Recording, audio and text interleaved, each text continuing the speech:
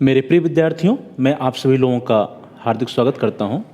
प्रिय विद्यार्थियों, उत्तर प्रदेश सरकार छात्रवृत्ति शुल्क प्रतिपूर्ति के आवेदन की जो विस्तृत समय सारणी है वो उत्तर प्रदेश सरकार के द्वारा जारी कर दी गई है और हम इस वीडियो में प्री मैट्रिक या पूर्व दसम, जिसको हम लोग कक्षा 9-10 के नाम से जानते हैं, कक्षा 9-10 या पूर्व दसम का जो छात्रवृत्ति है, प्री मैट्रिक का जो स्कॉलरशिप है, इसका जो फर्स्ट सेशन है या प्रथम चरण है और जो दूसरा चरण है या सेकंड सेशन है, इसके बारे में चर्चा करेंगे कि इसकी समय सारणी क्या है, कब आपको फॉर्म भरना है, फॉर्म भरने की लास्ट डेट क्या है, और साथ ही साथ हम लोग यह भी देखेंगे कि फॉर्म भरते समय क्या क्या आपको सावधानियां बरतनी चाहिए और आप ऑनलाइन फॉर्म कैसे भर सकते हैं, इसके बारे में हम सभी लोग इस वीडियो में चर्चा करेंगे। The evil voodoo got me coming back for more, even when I've been screwed. Dolls full of pins, pierce my heart straight through.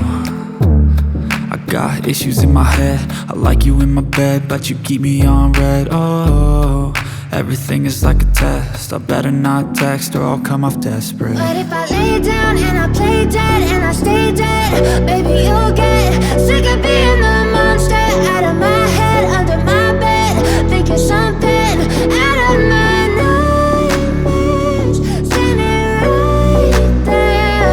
But if I lay down and I play dead and I stay dead, then will you get bored of killing? पूर्व दसम या कक्षा 9-10 के विद्यार्थियों के लिए scholarship का form भरने के लिए या जो आपका शुल्क मुक्ति होता है विद्यार्थियों का, जिसको हम लोग छात्र शुल्क प्रतिपूर्ति के नाम से जानते हैं, उसके लिए क्या टाइम टेबल है, क्या समय सारणी है, इसके बारे में चर्चा करेंगे। प्री मैट्रिक का या पूर्व दसम का, और इसमें फर्स्ट सेशन या प्रथम चरण क्या है, प्रथम चरण का टाइम टेबल क्या है, समय सारणी क्या है, और सेकंड सेशन या जो द्वितीय चरण है उसकी टाइम टेबल क्या है, इसके बारे में हम लोग चर्चा करेंगे। और साथ ही साथ यह भी देखेंगे कि आपको फॉर्म भरते समय, फॉर्म को फिलअप करते समय क्या क्या सावधानियां बरतनी चाहिए जिससे कि आपका फॉर्म कैंसिल ना हो और आपको स्कॉलरशिप मिल सके। डियर स्टूडेंट्स, जो टाइम टेबल है उस टाइम टेबल के अकॉर्डिंग पूर्व दसम या प्री मैट्रिक स्कॉलरशिप के लिए, पूर्व दसम छात्रवृत्ति के लिए अर्थात कक्षा 9-10 के विद्यार्थियों के लिए जो कार्यवाही है उसमें सबसे पहले जो कार्यवाही होनी है वो होनी है प्रदेश में स्थित मान्यता प्राप्त विद्यालयों द्वारा मास्टर डाटाबेस में सम्मिलित होने के लिए ऑनलाइन आवेदन करने की कार्रवाई। अर्थात उत्तर प्रदेश में स्थित जितने भी स्कूल्स हैं जो कि मान्यता प्राप्त हैं, तो मान्यता प्राप्त विद्यालयों द्वारा जो मास्टर डेटाबेस है उस मास्टर डेटाबेस में सम्मिलित होने का ही जो कार्रवाई है वो पहली प्रथम कार्रवाई है और यह जिला विद्यालय निरीक्षक के माध्यम से किया जाना है। जो नए संस्थान खुले हैं अर्थात जो नवीन संस्थान है, नवीन संस्थानों द्वारा जिला समाज कल्याण अधिकारी से उनको एक पासवर्ड मिलेगा, तो ये पासवर्ड लेंगे और मास्टर डाटा में जो सूचनाएं होती हैं वो संपूर्ण सूचनाएं भर करके वे अपलोड करेंगे, उसको प्रमाणित करेंगे। और इसके लिए जो समयावधि निर्धारित की गई है वो प्रथम चरण के लिए है 10 मई से लेकर के 31 मई 2022 तक, अर्थात 10 मई से लेकर के 31 मई 2022 तक प्रथम चरण के लिए, और साथ ही साथ जो द्वितीय चरण है सेकंड सेशन उसके लिए 20 जुलाई से लेकर के 16 अगस्त 2022 तक का समय निर्धारित किया गया है। प्री मैट्रिक स्कॉलरशिप या पूर्व दसम छात्रवृत्ति से संबंधित जो विद्यालय हैं उनका मास्टर डेटा से संबंधित जो सूचनाएं हैं उसको अपलोड करने की, उसको प्रमाणित करने की। संबंधित जिला विद्यालय निरीक्षक द्वारा उनके अधिकार क्षेत्र में आने वाले समस्त विद्यालयों की मान्यता एवं स्वीकृत सीटों की संख्या की प्रमाणिकता को भी 100% ऑनलाइन डिजिटल हस्ताक्षर से सत्यापित करना है जो कार्रवाई है। और इसके लिए भी जो समय निर्धारित है वो प्रथम चरण हेतु 1 जून 2022 से लेकर के 30 जून 2022 तक का समय निर्धारित है और सेकंड सेशन या द्वितीय चरण हेतु 17 अगस्त 2022 से लेकर के 20 सितंबर 2022 तक का समय निर्धारित है। अर्थात जो डीआईओस होते हैं, जिसको हम लोग जिला विद्यालय निरीक्षक के नाम से जानते हैं, डीआईओस साहब जो है या जिला विद्यालय निरीक्षक कार्यालय के द्वारा उनके अधिकार क्षेत्र में जितने भी स्कूल्स आते हैं, जितने भी विद्यालय आते हैं, उन सभी विद्यालयों की मान्यता और उनकी यहाँ जो सीट है स्वीकृत सीटों की संख्या को ऑनलाइन डिजिटल हस्ताक्षर से सत्यापित किया जाएगा। और उसके लिए जो समयावधि निर्धारित की गई है वो प्रथम चरण है तो 1 जून से 30 जून और द्वितीय चरण है तो 17 अगस्त से लेकर के 20 सितंबर 2022 तक का समय निर्धारित किया गया। अब जो सबसे मेन आता है वो आता है कार्यवाही सेकंड,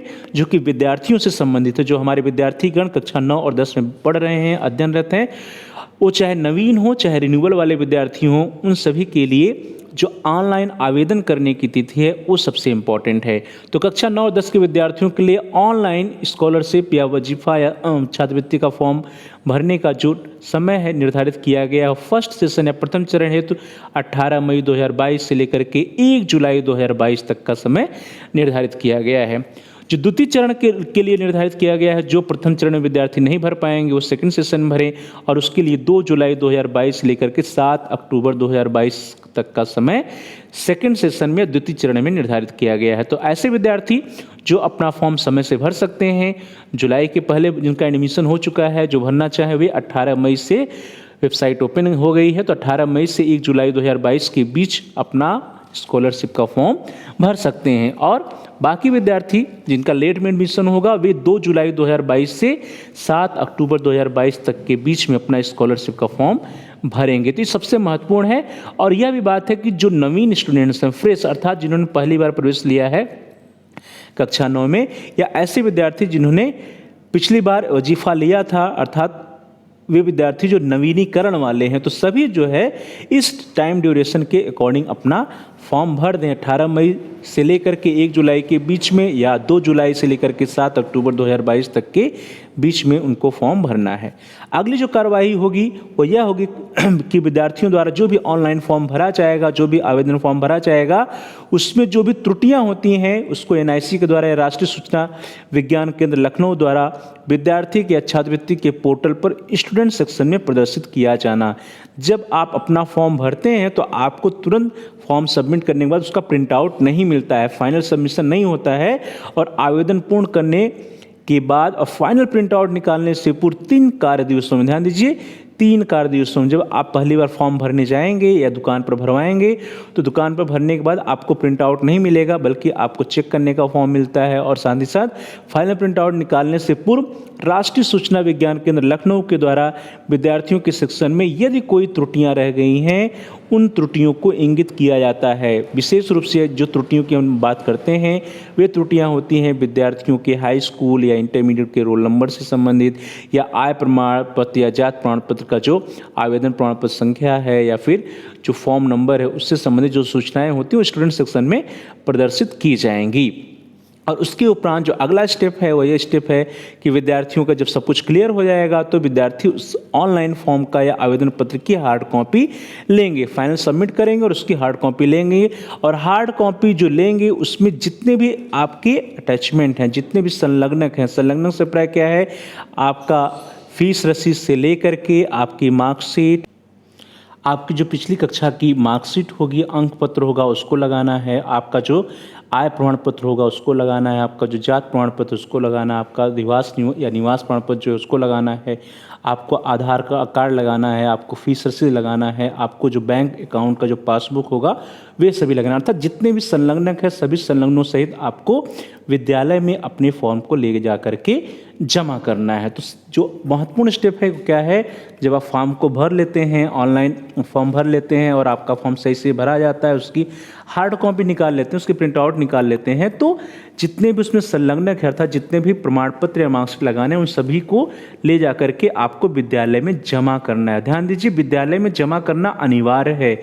आप कभी ऐसा नहीं समझिए कि आपने ऑनलाइन फॉर्म भर दिया तो आपका फॉर्म भरा गया या कंप्लीट हो गया, अब आपको कुछ नहीं करना है, बल्कि उससे ज़्यादा महत्वपूर्ण है कि आप अपने फॉर्म की हार्ड कॉपी अपने विद्यालय में ले जा करके जमा कीजिए, क्योंकि वहीं से आपका फॉर्म आगे फॉरवर्ड होता है, आगे जाता है। यदि आप विद्यालय में अपने फॉर्म नहीं जमा करेंगे और आपने सिर्फ ऑनलाइन आवेदन किया और मान लिया कि नहीं हमने ऑनलाइन स्कॉलरशिप का फॉर्म भर दिया है और हमको स्कॉलरशिप मिल जाएगी, तो ऐसा नहीं होने वाला है जब तक कि आप अपने फॉर्म की हार्ड कॉपी और उसके साथ जितने भी प्रमाण पत्र लगाने हैं या अंक पत्र लगाने हैं उसको ले जाकर के अपने विद्यालय में जमा नहीं करते हैं। तो और इसके लिए जो निर्धारित तिथि दी गई है वो यह कहा गया है कि जब आप आवेदन पत्र भर देते हैं, जो आप उसकी फाइनल प्रिंट आउट आप निकाल लेते हैं, तो उसके 4 दिन के अंदर आपको अपना फॉर्म ले जा करके विद्यालय में जमा कर देना चाहिए।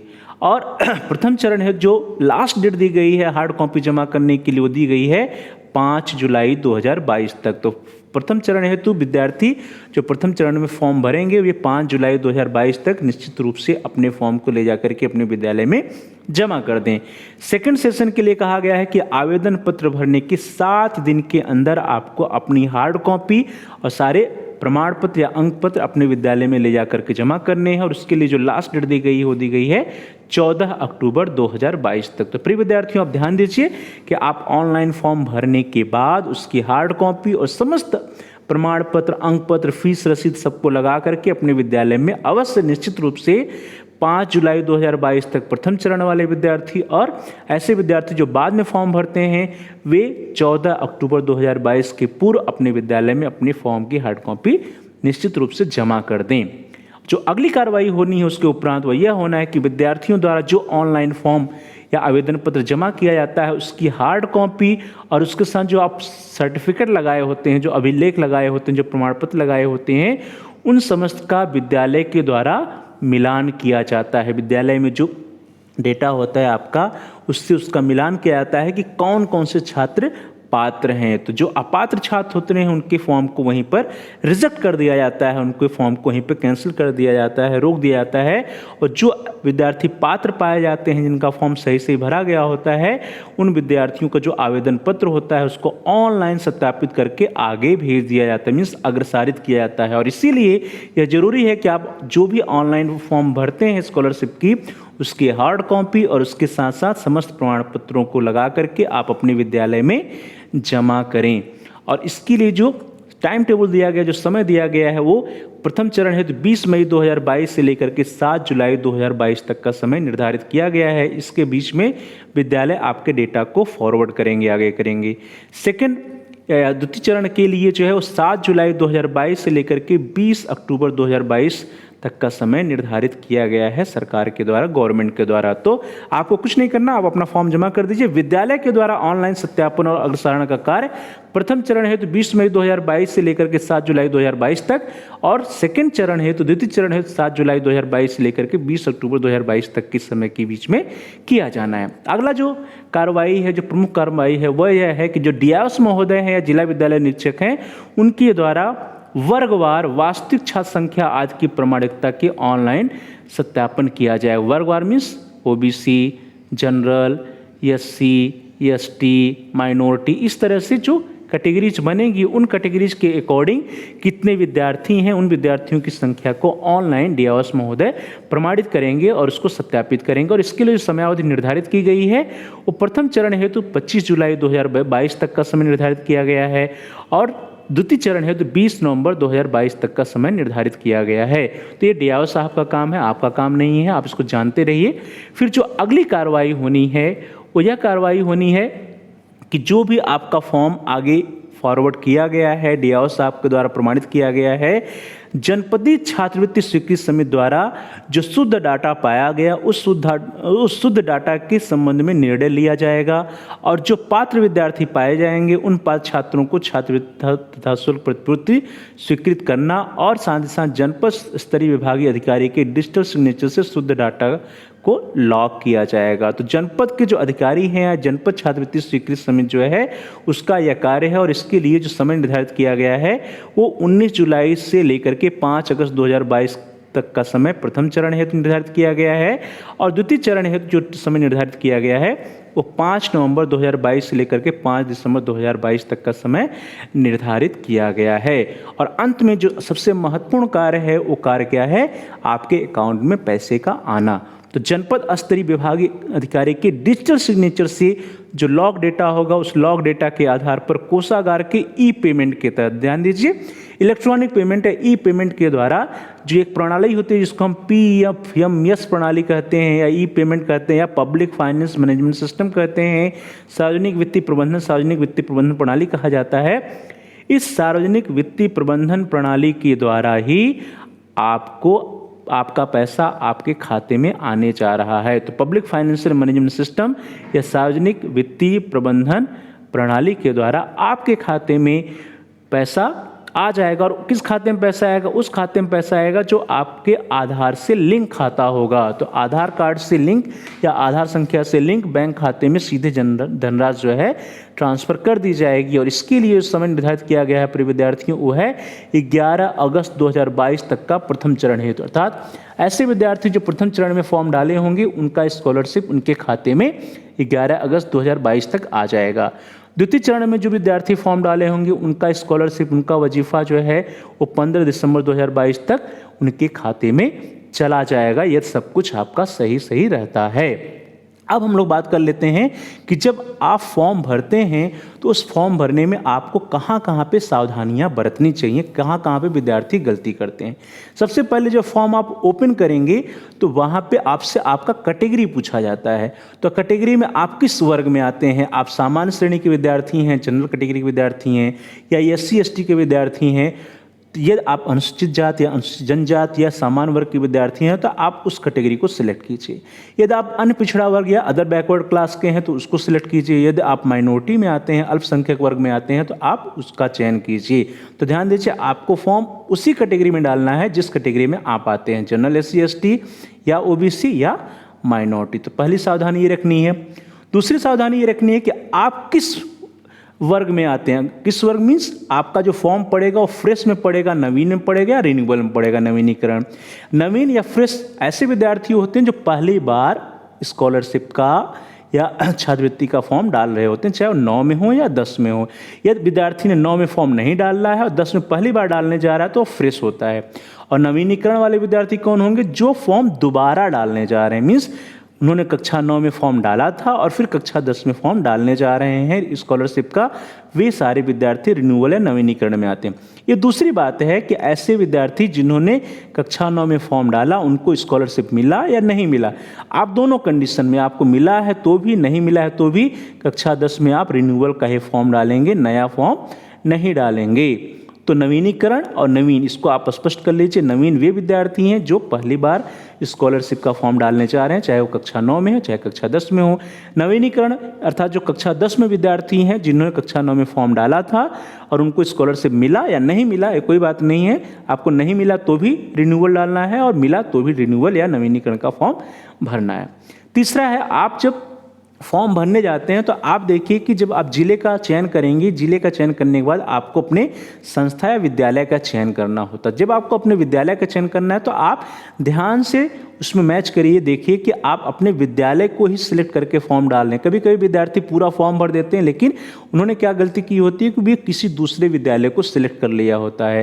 तो ऐसे में आपका फॉर्म जो है निरस्त हो जाएगा, रिजेक्ट हो जाएगा, क्योंकि जब आप अपने विद्यालय में फॉर्म ले जाएंगे तो उसको स्वीकार नहीं करेंगे और आप जिस विद्यालय का फॉर्म डाले हैं उस विद्यालय में आप फॉर्म जमा नहीं कर सकते क्योंकि वहाँ का विद्यार्थी नहीं है। इसलिए ध्यान से फॉर्म डालते समय अपने विद्यालय का चयन कीजिए। साथ ही साथ जो फॉर्म में अपना डिटेल भरते हैं, अपना नाम, पिताजी का नाम, माताजी का नाम, जन्म तिथि, ये सारे डिटेल्स बड़े सावधानी से भरिए। जो आपकी मार्कशीट में है उस मार्कशीट के अकॉर्डिंग अपना नाम, पिता का नाम, माता का नाम और साथ ही साथ जो आपका डेट ऑफ बर्थ है या जन्म तिथि है उसको आपको सही भरना चाहिए। इसमें कोई त्रुटि आपको नहीं करनी चाहिए। और द मोस्ट इम्पॉर्टेंट जो है वो है आधार संख्या। आधार संख्या, आप सभी का आधार कार्ड बना होगा, उसमें आधार नंबर है, तो उस आधार संख्या के जो 12 डिजिट हैं उसको बड़े सावधानी से, बड़े ध्यान से आप भरिए। साथ ही साथ जो आय प्रमाण पत्र, जात प्रमाण पत्र, अधिवास या निवास प्रमाण पत्र, आवास प्रमाण पत्र लगाते हैं उसको भरते समय सावधानी बरतनी चाहिए कि वो आवेदन संख्या क्या है, मीन्स फॉर्म संख्या क्या है, प्रमाण पत्र संख्या क्या है, जारी करने की तिथि क्या है। ये सब छोटी छोटी बातें हैं जिनको आपको ध्यान देना है और जिसकी वजह से आपका फॉर्म रिजेक्ट हो सकता है। तो इसको बड़े ध्यान से आप मैच करके, मिला करके अपना फॉर्म भरेंगे। और इससे भी इम्पोर्टेंट क्या है कि जब आप अपना बैंक का अकाउंट नंबर डालते हैं तो बैंक का अकाउंट नंबर कौन सा डालेंगे, ऐसी बचत बैंक खाता का नंबर डालेंगे जो क्या हो, आधार से लिंक हो, जिसको हम आधार सीडेड कहते हैं। तो आधार सीडेड या आधार से लिंक खाते को ही आप स्कॉलरशिप के फॉर्म में डालेंगे।